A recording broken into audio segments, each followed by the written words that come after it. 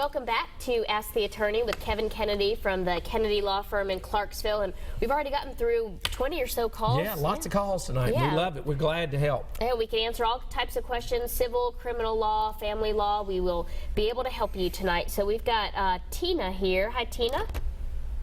Hello. Hi, Hello. go ahead, Tina. Hey there. I've got a question. It's about my son-in-law. Him and my daughter are fixing to get married. He's got 2 children. He's paying child support. The mother refuses to let him see the children. Right. What do they need to do? What steps do they need to take to get this resolved?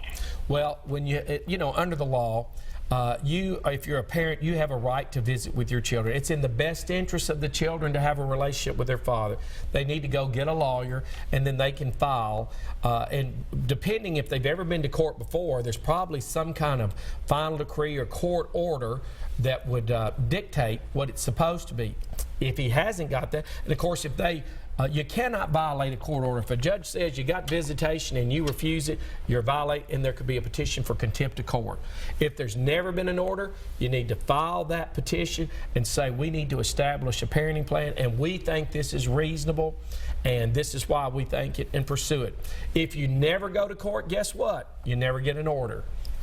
And then you allow the judicial system to deny you of that. So we have a process that everyone should pursue, and so I would tell them immediately go get a lawyer. Once we get that settled, and lots of times you never have to go back to court again.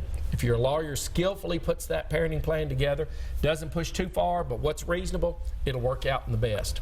All right, and keep calling that number, 737 plus 737 7587. We have Carol. Good evening, Carol. Hey, how you doing? Great, Good. Carol, go ahead. Yes, I recently received a citation for not moving over Yes, ma'am. the tint on the window. I decided to go to court to prove that I had slowed down to pull over to ask the police officer directions because I didn't know where I was. Okay. As well as I went back to the tent company that did the tent, and whenever they did their meter reading, he first did a calibration. And well, first he put in new batteries, then he did a calibration, and then he put it back in the car, and the tent was in the legal rims. But the police officer didn't do that. Okay.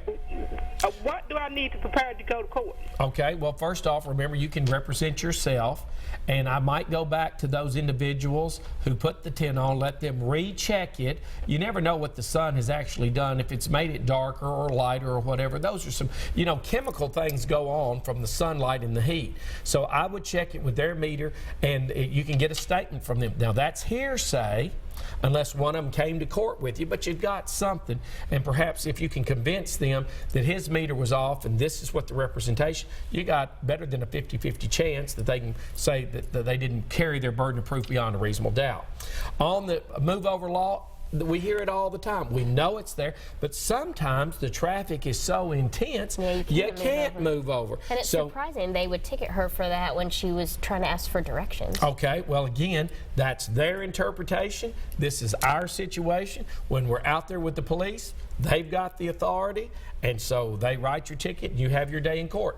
If the judge looks at it and your testimony realistically should have just as much weight as the police officers. And if you say, I know if I was sitting as judge and you came in and said, Mr. Kennedy, I had no intention of not getting over, I couldn't get over, I was in fact going to try to pull over and get close to the officer and ask him something, that's a reasonable explanation. That's why we have courts, why we have judges, and you shouldn't be fined. And I salute you to keep pursuing it. All right, we've got Mike here. Hi, Mike. Mike, are you with us? Yes, Go ahead, Mike. Yeah, go ahead. I let a fellow at work borrow $4,500 Yes. about 20 years ago. He never Wow. paid me none of it back. Okay. Got the check where I wrote it to him, though. All right. Well, you're in some gray areas. 20 years. I would see a lawyer. If it's $4,500, you've got a writing. They may say the statute of limitations has run. Of course, if he's not skilled and he doesn't know the law, you could file that lawsuit. He doesn't show up, and you get a legal judgment. Remember, you've got defenses, but you've got to advance those defenses. And quite frankly, he may say, you know what? he's right. I owe him the $4,500. I'm going to pay him. So the squeaky door does get the oil. I would pursue that, and that's what I'd do. All right, we've got Vanessa has been waiting patiently. Hi, Vanessa. Hello? Hello. Go ahead, Vanessa. Okay, I have a problem. Okay, my grandma had made a will, and she didn't leave nothing in the will for me and my brother, but she left the will to her other grandson. That her daughter had passed away, and I want to know what can I do? Okay. Well, first off, in the state of Tennessee, parents can disinherit their children.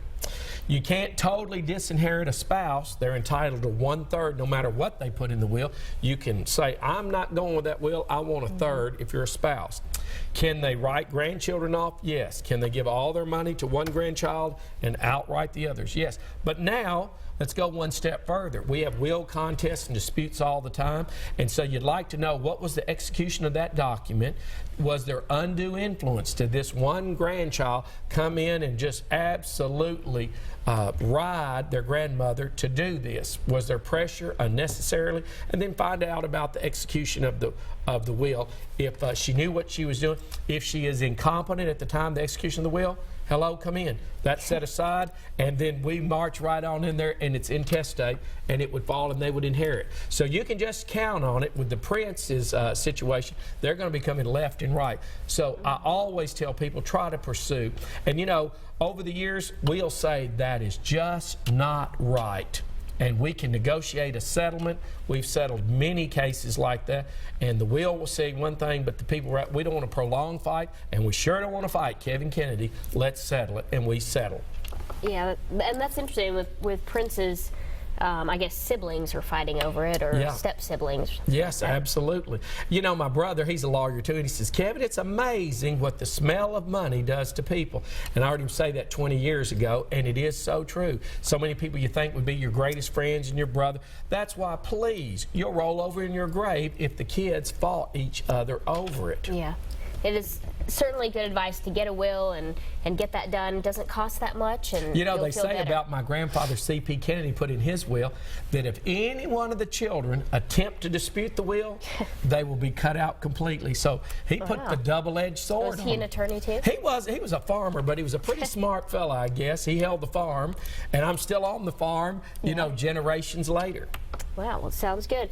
Well, we have a little bit more time left, and we will get to your questions. 737 plus 7587 rather, and we'll come back with Kevin Kennedy after this.